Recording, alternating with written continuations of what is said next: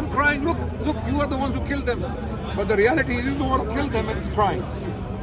So this is the problem. This is the history. This is the reality. Because amazingly, you will not find any Sunni, okay, there who had the beliefs we have, killing Hussein. You will not find it. It's a bad word. Even a bad word, we can't say it. The word he says that we can't. And even amazingly, if the story is true, Hussein radiallahu anh, he stood up in front of, don't video him. I'm leaving anyway, I'm leaving soon. Yeah. He stood I'll up, just discuss it with him. he's not filming you. Let them film for other people if they want to. Then, he stood up in front of these people and he told them who I am. I am one of the Sayyida Ahli Shabab al-Jannah. I am one of those people. I am the one who the Prophet said, I am one of the leaders of the youth of Jannah.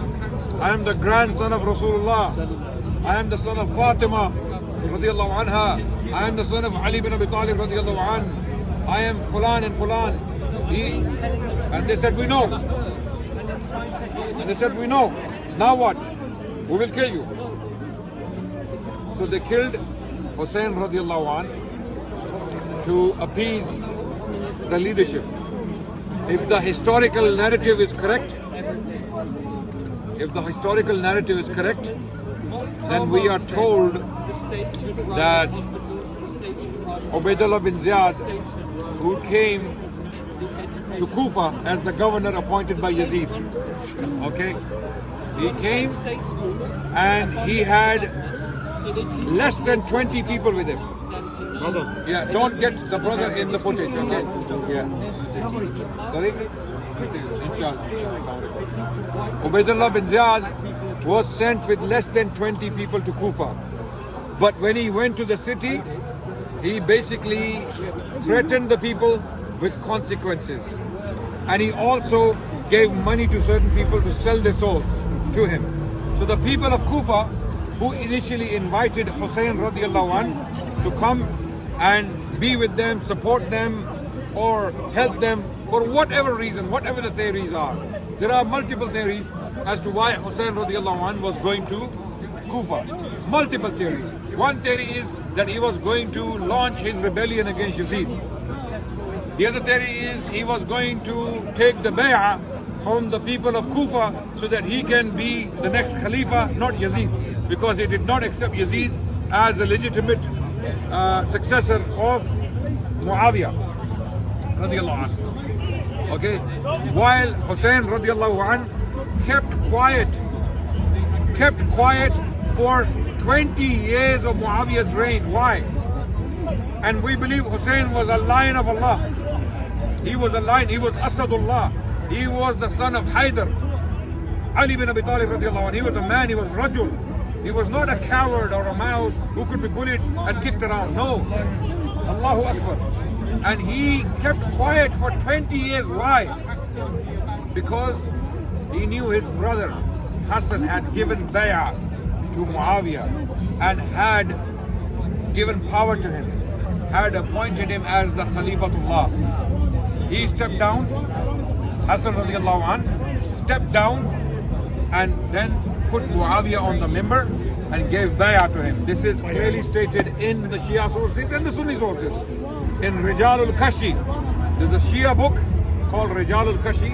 There are reports that Hassan radiallahu anh gave bay'ah to Muawiyah, and then he said to Hussein, give bay'ah. Hussein gave bay'ah.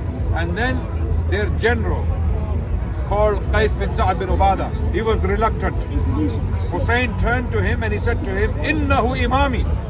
My brother Hassan is my imam. So therefore I follow him and you follow him too, because he is our imam. And our imam has chosen Muawiyah to be the Khalifa. So we gave bay'ah to him. So when they gave bay'ah, they were not a bunch of hypocrites and munafiqs, that they had hatred inside their hearts, just as some Shias claim, and they just did taqiyya. This was taqiyya. This was just hiding their real beliefs, but they hated Muawiyah inside their heart, and in spite or despite that hatred, they put him on the member, or they put him on the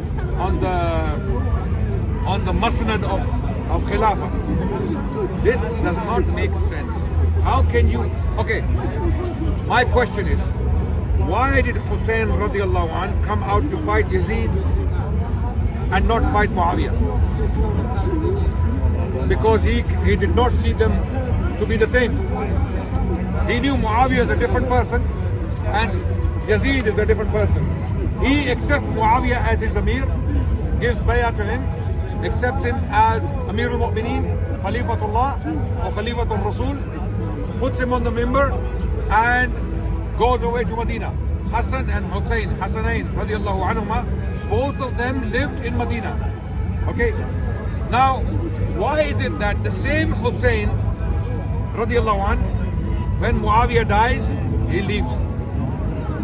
He does not want to give bay'ah to Yazid, but he willingly gave bay'ah to Muawiyah.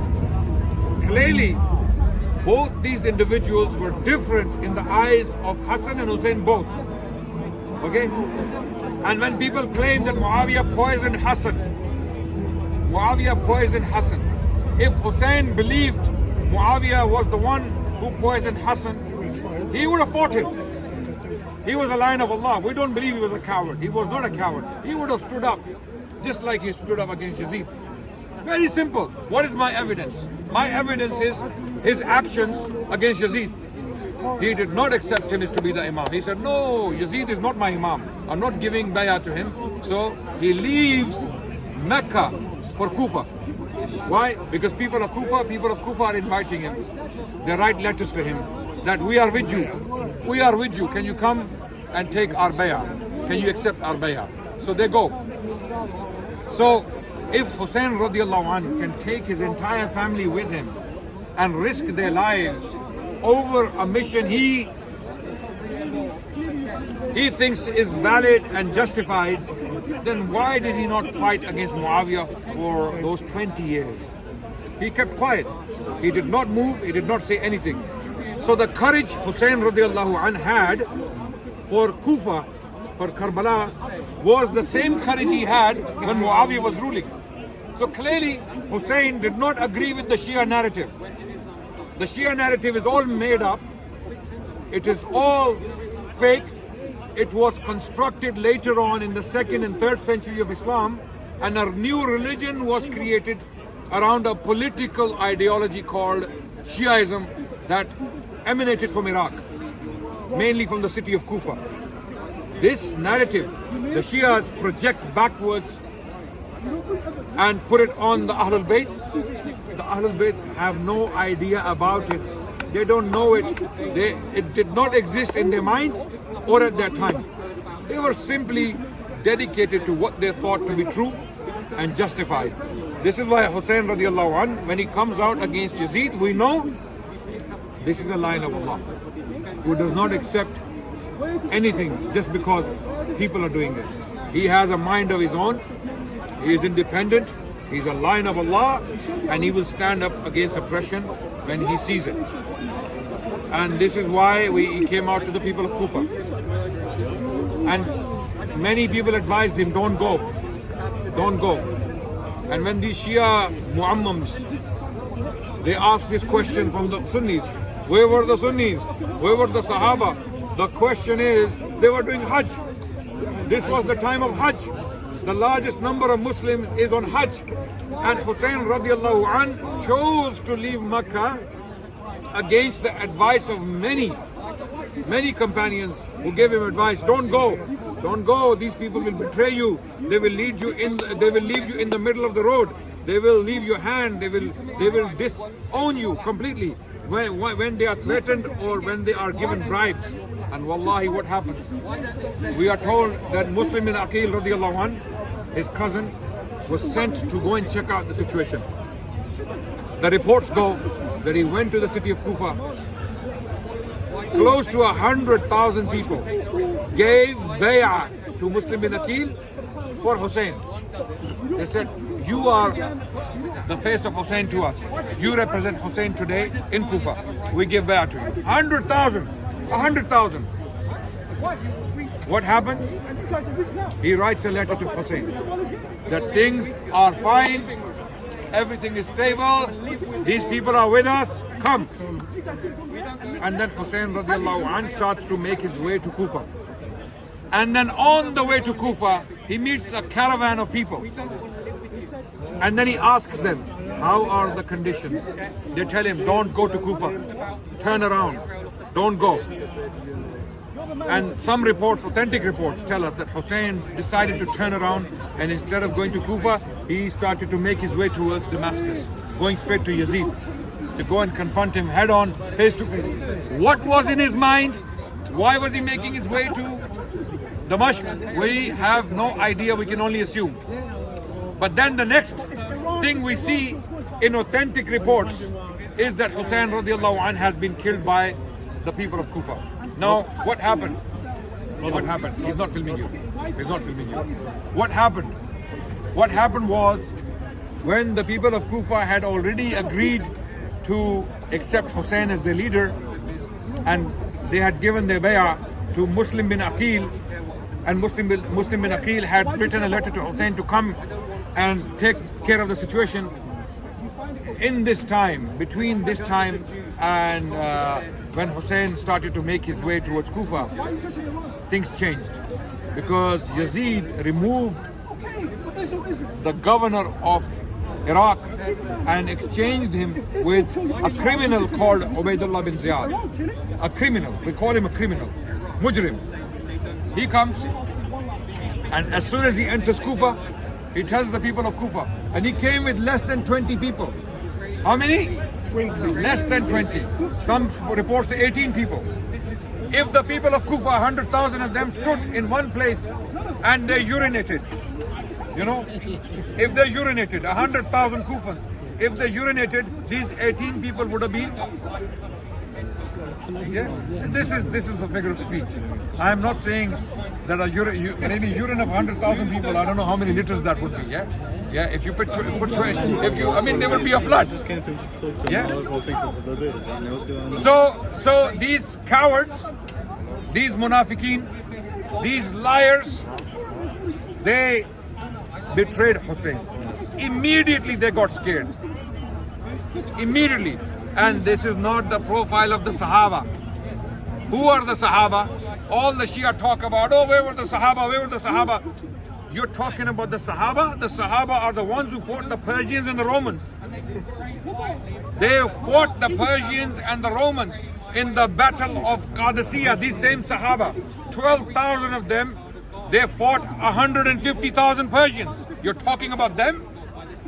You're talking about the Sahaba who fought the battle of Yarmouk, 40,000 against 240,000 Romans, according to reports. I know the numbers are probably exaggerated, right? But they were definitely outnumbered. The Sahaba were always outnumbered when they fought the Romans and the Persians. You're talking about them? If they were there, a scratch, a stone, or a stick would not have touched the body of Hussein and his family. Never. It were the people of Kufa, the munafiqeen, the liars, who always betrayed Ali and betrayed Hassan, and now they betrayed Hussein. Okay? So they took money from Ubaidullah bin Ziyad, and some got threatened into this. And then Umar bin Saad, who was the son of one of the companions, who was an unfortunate character, who is no hero to us because of his actions, he was forced by Ubaidullah bin Ziyad. He was threatened with his life and his family's life that if you don't lead this army against Hussein, we will do this and this. We say he should have told Ubaidullah bin Ziyad, kill me and my family. I will not fight Hussein. It's like fighting the Prophet sallallahu alaihi wasallam. Hussein is the living sign or the living legacy of Rasulullah sallallahu alaihi wasallam, right?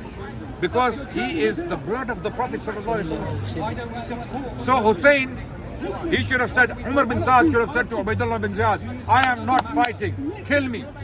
But he was a coward, and he ended up leading the army of Kufa, 5,000 Shia to Ali.